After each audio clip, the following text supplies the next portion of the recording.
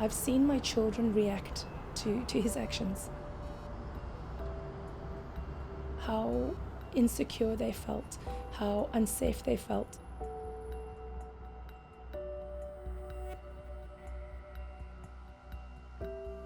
They wouldn't even go to school for a period of a month. They were scared to come home. I had to warn them, just if you see this gentleman, look after each other, watch your back.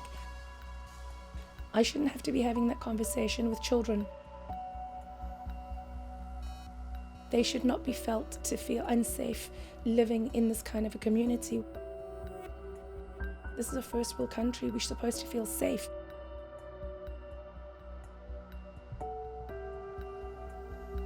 This is just a vile, vile individual.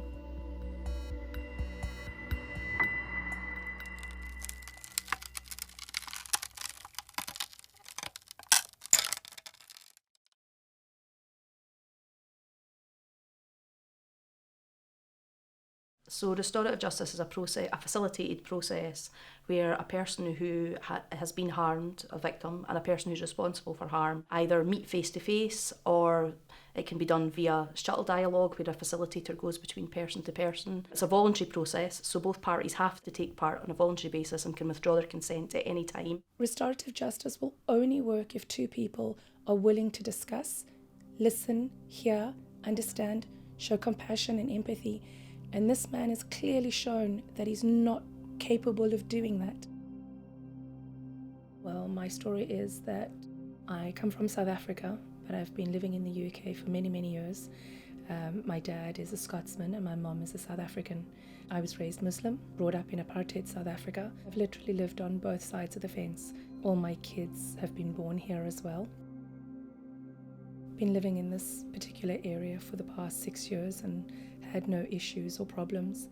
Since I've come back from my pilgrimage and wearing my hijab, my neighbor has started assaulting me. He's been arrested on 5 occasions now for aggravated hate crime. For some reason, I think, me wearing my scarf has just triggered him in some way.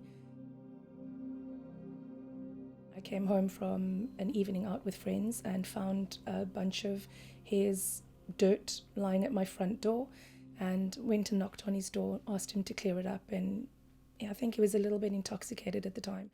He ended up spitting in my face, tried to hit me as well, swore and obscenities and hurled, racial abuse at me, called me a Paki, and I take offense to that because I'm not Pakistani, I'm South African. There was no need for that kind of behavior. It was purely vile, purely, antagonistic. And then subsequent to that, his attacks escalated over a period of time, not just against myself, but against my kids as well. And that for me was the worrying factor. And what did I do to warrant this kind of behavior? And I took huge offense to that because literally I had done nothing. The amount of hatred that came from that, incident. Yeah, they were living in their house, they were scared to go out, their children didn't want to go out and play.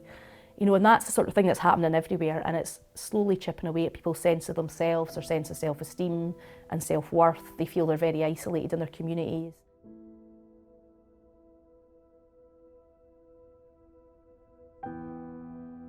Restorative justice will only work if somebody has empathy for another person. If someone else is willing to hear somebody's situation, understand their situation, and listening instead of responding. Because I've questioned why, what's motivated him to do this? What's put him in that position to feel that he has the right to treat someone else from a different background in such a hateful manner? It's a voluntary process, so both parties have to take part on a voluntary basis and can withdraw their consent at any time. And this man has clearly shown that he's not capable of doing that. To consistently do it on 5 different occasions, intentionally towards a woman and her children. With this individual, I really, really don't think it will work. No, I'd be willing to do that because I'm curious to know what's motivated him, what's really caused him to do something or pushed him to that level. I'm quite curious to know what his reasoning is behind it. If they did eventually meet, it would be very powerful and very emotional for both parties, but also can be transformative as well. And I agree, restorative justice does work, but It works where people are willing to have that open communication, that honest communication. I would be willing. I'd be willing to hear his story, to hear him explain his reasoning behind it. I'd be curious. I'd really be curious to hear what he has to say. What motivated him to do what he did.